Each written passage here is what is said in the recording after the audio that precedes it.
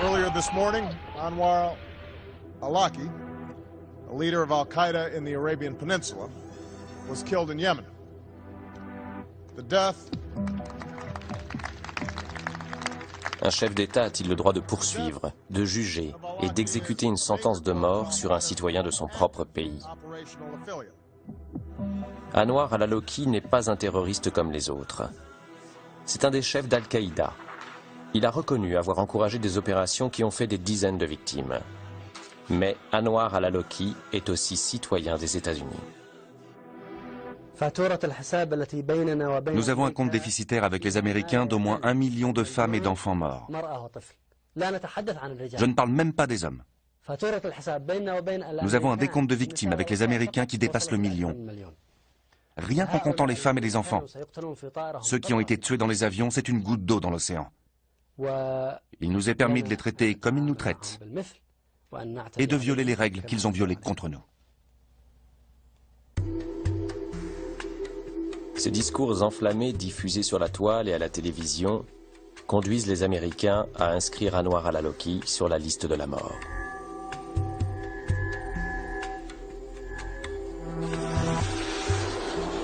Quand sa famille l'apprend par des fuites dans la presse, elle engage des poursuites judiciaires contre le président des États-Unis.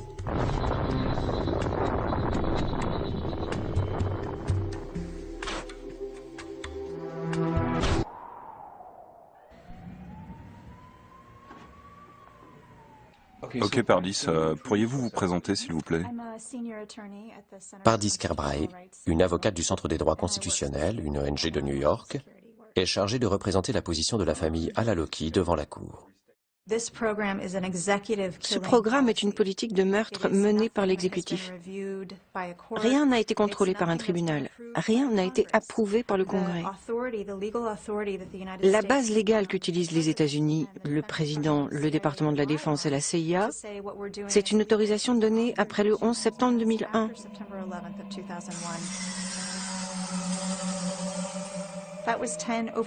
C'était il y a plus de 10 ans. Ce que les États-Unis disent maintenant avec cette politique, c'est que ça a été autorisé en réponse après le 11 septembre, que ça autorise le recours à l'élimination physique contre n'importe qui.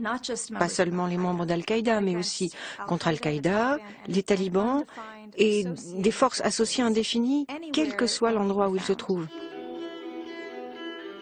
Le 5 décembre 2010, le juge John D. Bates rejette dans une décision de 83 pages les demandes de la famille al-Awlaki.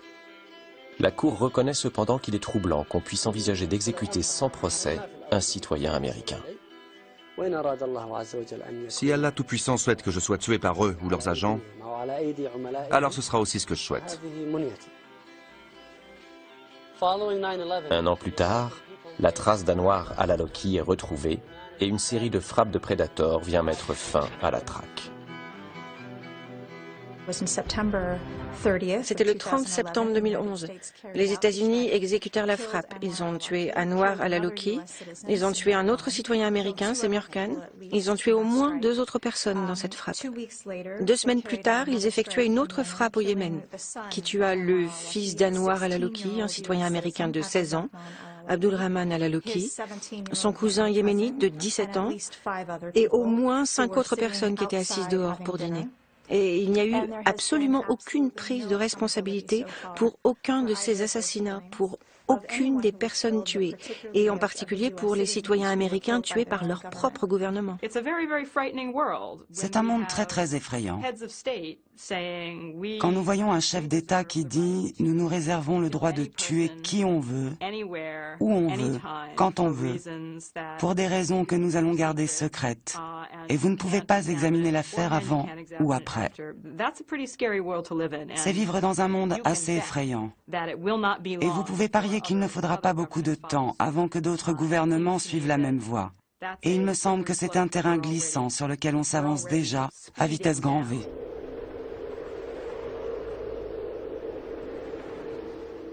La pente glissante ne concerne pas que l'utilisation qui est faite de ces engins.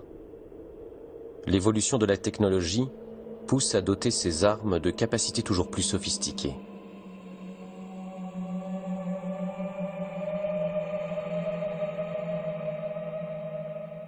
Le CERAM est un canon qui détruit en vol les missiles ou les munitions de mortier.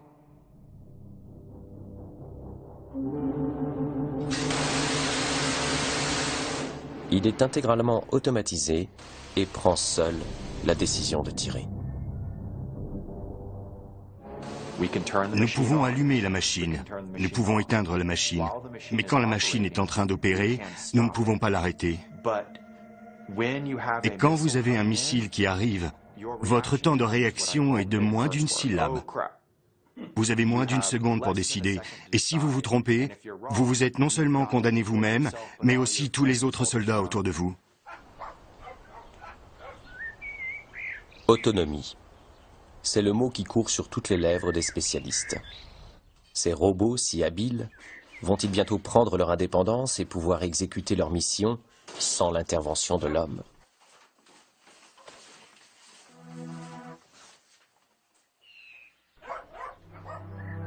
Noël Charquet est professeur de robotique à l'université de Sheffield, en Grande-Bretagne.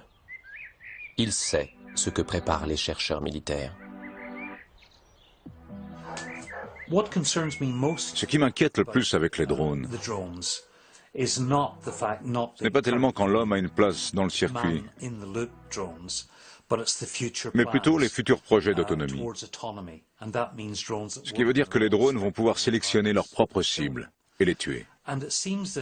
Et il semble que cela sera nécessaire dans le futur, si vous combattez une armée sophistiquée. Parce que la première chose qu'ils feront, ce sera de brouiller tous vos signaux. Donc vous n'aurez plus de retour, vous ne serez plus en mesure de contrôler vos drones et ainsi de suite. Les militaires savent très bien cela. Et les plans des États-Unis depuis 2004 discutent l'idée de la prochaine étape. De l'homme dans le circuit, à l'homme sur le circuit, à l'homme hors du circuit. Il y a environ un an, j'étais à une conférence internationale de droit et il y avait tous ces avocats internationaux qui débattaient dans tous les sens et l'un d'eux était conseiller général en chef de l'US Air Force et il disait « On ne travaillerait jamais sur un système autonome armé parce que ça violerait la loi. Nous ne ferions jamais rien de tel. » Et tous les avocats faisaient « Oui, oui, c'est vrai, c'est vrai, c'est vrai. » Et quelques jours plus tard, j'étais dans un bureau à la recherche navale et on en riait. Parce que je rencontrais des chercheurs qui travaillaient sur un système autonome armé. C'est pas des trucs de science-fiction pour le futur. On travaille dessus dès maintenant. Et effectivement, le X-47B termine ses tests et sera opérationnel en 2015. C'est un drone supersonique, complètement autonome et qui pourra prendre seul la décision de tirer sur une cible.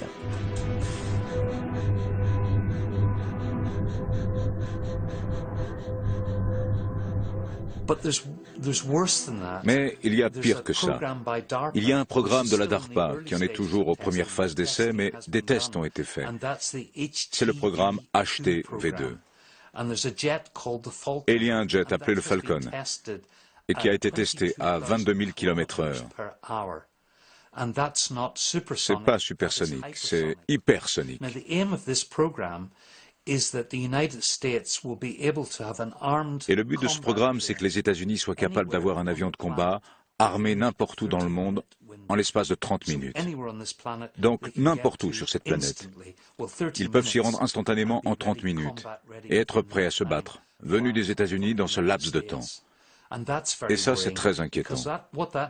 Parce que ça veut dire que la zone frontière des États-Unis, maintenant, c'est tout le reste du monde, hors des États-Unis.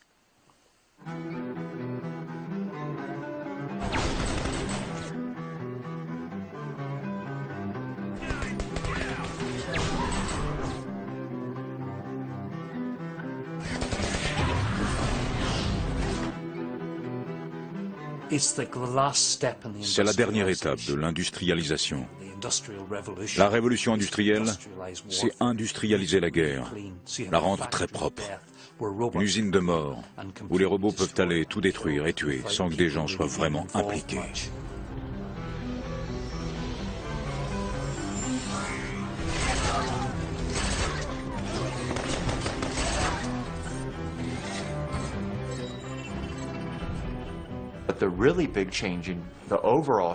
Mais le plus gros changement dans l'histoire de la guerre, c'est que nous sommes passés du combat dans les machines au combat en dehors des machines. On est passé de 0 robots dans l'armée américaine à maintenant plus de 7000, et c'est seulement le début. Il n'y avait qu'un petit nombre de pays qui s'aventuraient dans les systèmes automatisés. Et maintenant, ce sont plus de 50 pays dans le monde, qu'il s'agisse des États-Unis, le Royaume-Uni, la France, l'Allemagne, Israël, la Russie, la Chine, l'Australie, le Pakistan, l'Irak. Tous ont fait le grand saut dans la robotique. Pour moi, c'est ça qui est important. Face à cette prolifération, une résistance s'organise. Je parle au nom des victimes qu'on tue avec nos drones, au Yémen, au Pakistan, en Somalie. Je parle au nom de ces victimes innocentes. Elles méritent vos excuses, Monsieur Brennan. Medea Benjamin est familière des actions d'éclat. Ici, la militante de la cause pacifiste interpelle Paul Brennan, alors le chef de l'antiterrorisme d'Obama. Je parle au nom d'Abdulrahman Al-Aloki, un natif de Denver âgé de 16 ans, tué au Yémen juste parce qu'on n'aimait pas son père. Je parle au nom de la Constitution, je parle au nom de la légalité. J'aime mon pays. Vous nous mettez en danger en tuant tant d'innocents à travers le monde. Honte sur vous!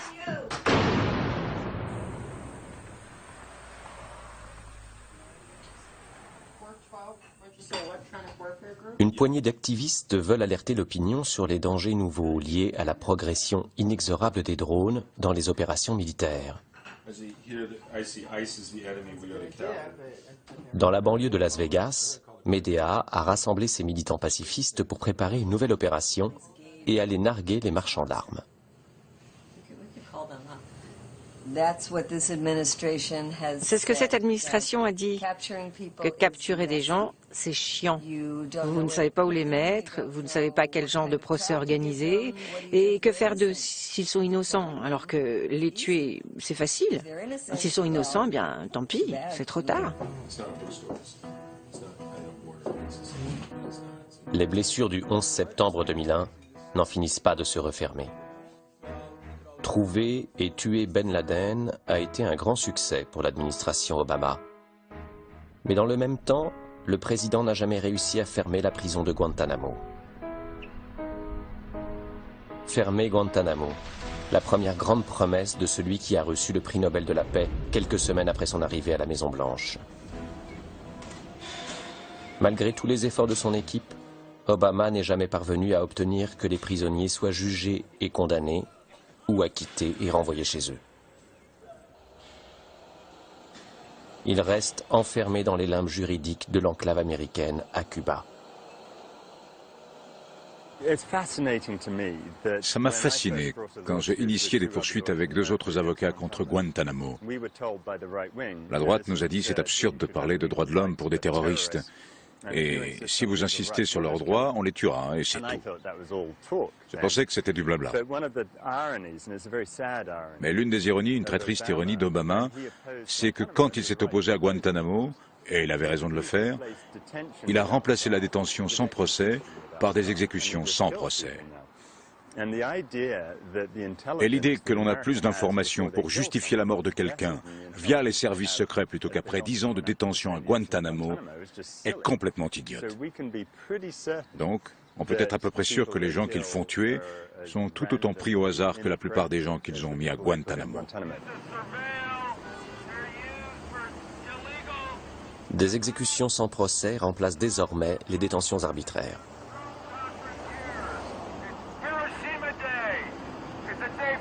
C'est un jour pour la paix.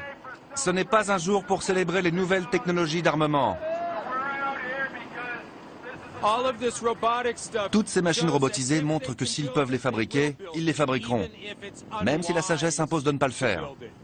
Et c'est pour ça que nous essayons de dire qu'on doit arrêter de développer ces machins. C'est pas parce qu'on sait les faire qu'on doit les faire. Parce qu'il ne s'agit pas seulement de fabriquer des petits robots, c'est aussi faire les petits capteurs, c'est faire les composants.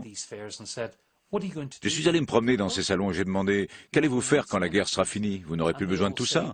Et ils m'ont tous répondu en riant « Ah, on n'aura qu'à provoquer une autre guerre !»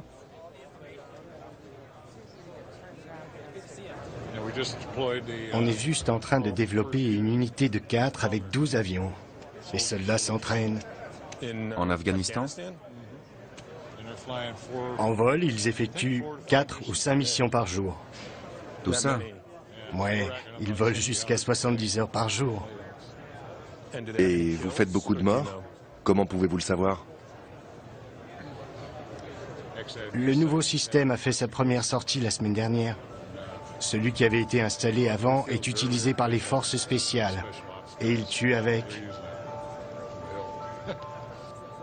Vous ne pensez pas que les fabricants d'armes ont une responsabilité?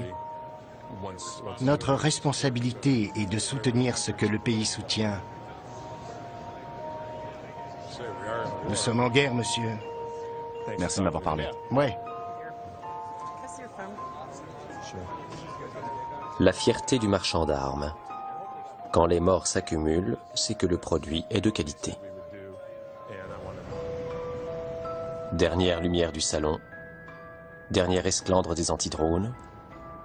La nuit tombe sur Las Vegas et la fête est finie. Il est temps pour nous de passer de l'autre côté du miroir et de découvrir la réalité au Pakistan.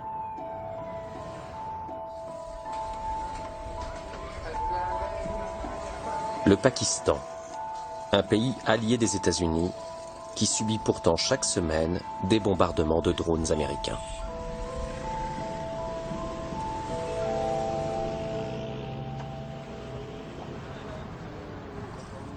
Shahzad Akbar est un avocat qui a décidé de combattre les drones sur le terrain judiciaire.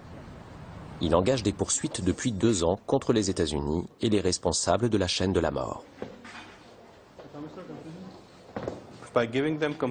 En leur donnant des compensations, ce que nous voulons faire, c'est remettre les gens des zones tribales en confiance avec la société, qu'ils croient en leurs institutions, que leurs tribunaux puissent leur rendre justice, qu'ils n'aient pas à tuer pour se rendre justice comme le fait l'Amérique en tuant des gens illégalement à cause de ce qui leur est arrivé le 11 septembre. Son action la plus spectaculaire a consisté à attaquer le chef de la CIA à Islamabad, contraignant celui-ci à quitter le pays.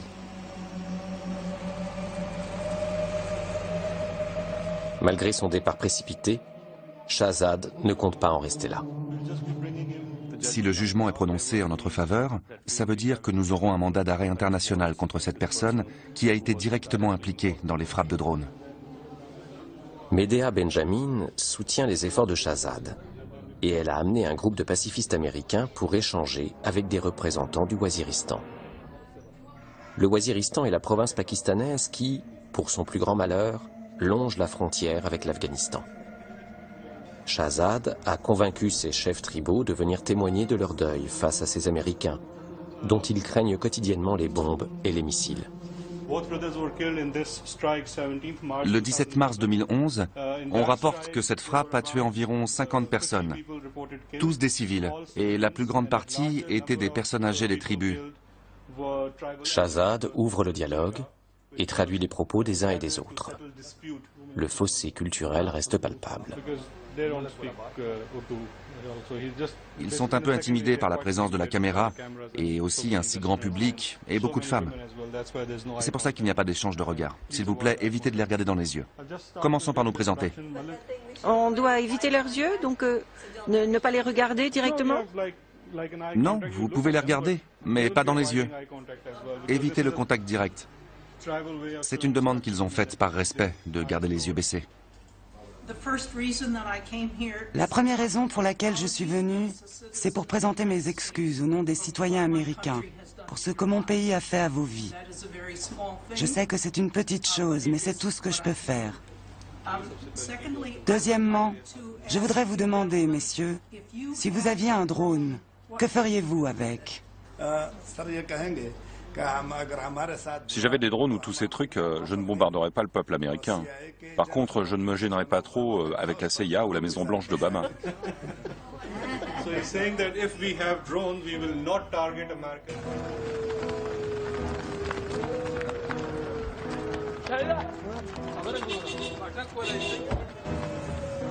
À l'appel de Shahzad et de Medea, un cortège pour le Waziristan s'organise peu à peu.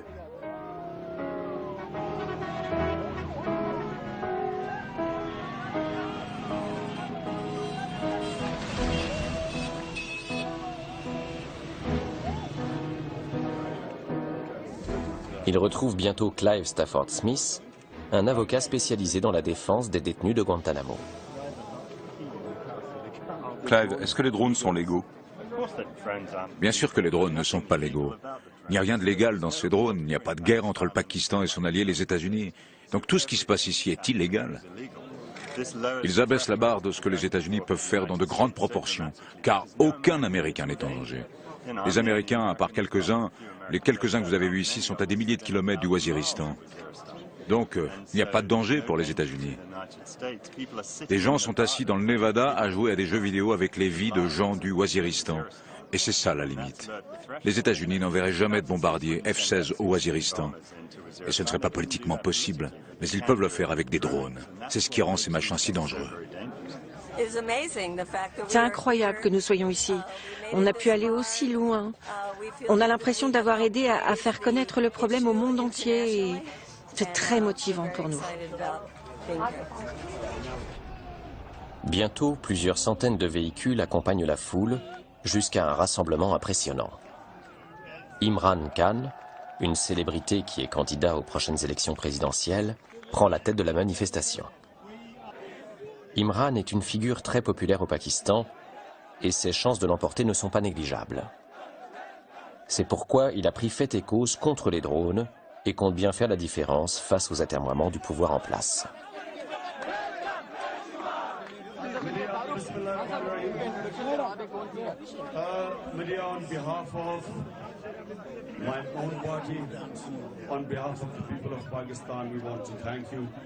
We want to thank all of you of braving. People of Pakistan will always remember you. Thank you.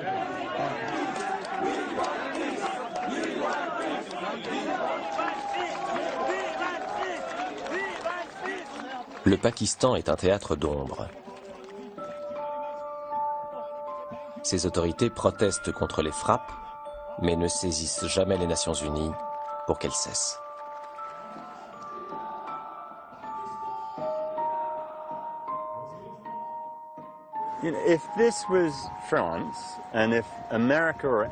Si c'était la France, et que les États-Unis ou n'importe qui d'autre faisait voler des drones vers vos villes et lançait des missiles sur quiconque s'y trouve, ce serait la Troisième Guerre mondiale.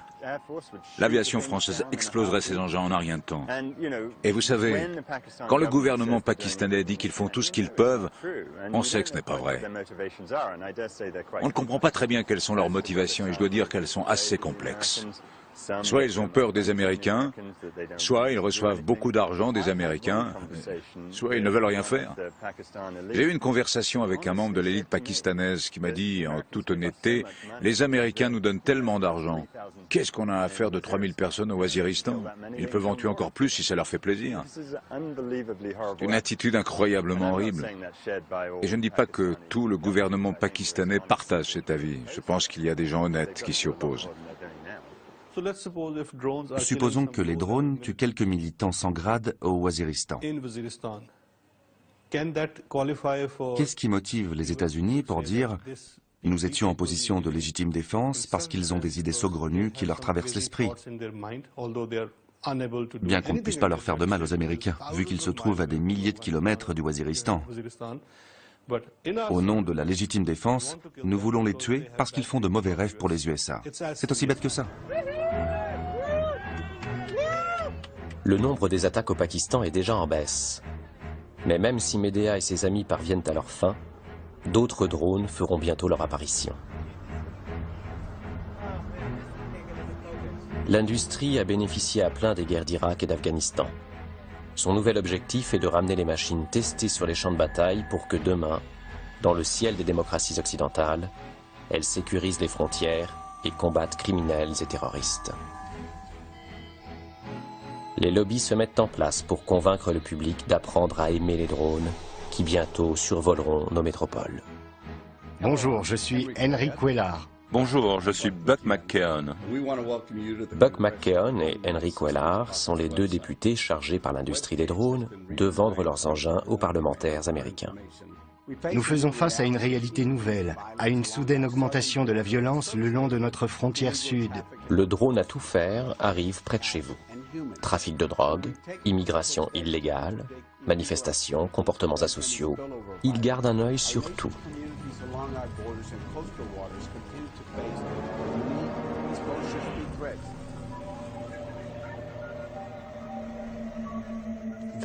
La question des drones, de la robotique et des gardiens de la paix, ce n'est pas une question hypothétique.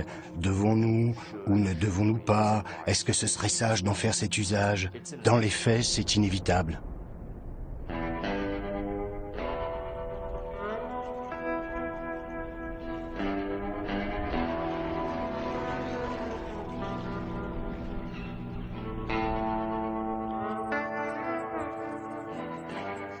À Creech, un temple dédié à la déesse Sekhmet a été érigé en bout de piste de la base aérienne.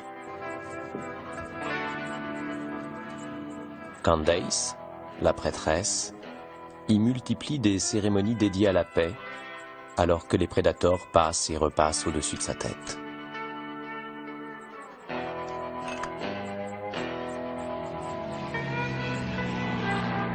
Bientôt vendu partout dans le monde, et à la France en particulier, les prédateurs ont déjà gagné leur guerre. La guerre pour rendre acceptable la distribution par un État d'une peine de mort aseptisée et mondialisée.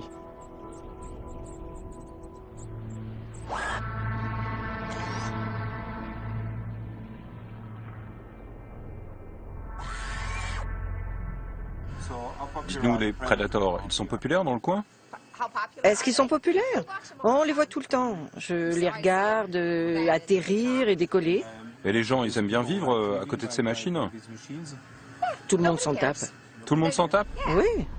Militaires ou civils, l'humanité va devoir apprendre à vivre sous l'œil des drones. Citoyens d'un pays démocratique, vous pourrez sans doute espérer bénéficier de quelques protections. Habitants d'États faibles ou de zones déclarées ennemies par les superpuissances, votre sort sera vite scellé. C'est une politique catastrophique des États-Unis, qui a un effet exactement inverse à celui annoncé. Son objectif est de réduire le nombre de terroristes. Mais à chaque fois que vous tuez quelqu'un, vous créez un nouveau groupe de gens qui vous haïssent. Et vous augmentez l'extrémisme. Mais cela ne se produit pas seulement au Waziristan. Ce que le Pentagone a du mal à comprendre, c'est qu'il n'y a personne au Waziristan qui soit capable de menacer les États-Unis.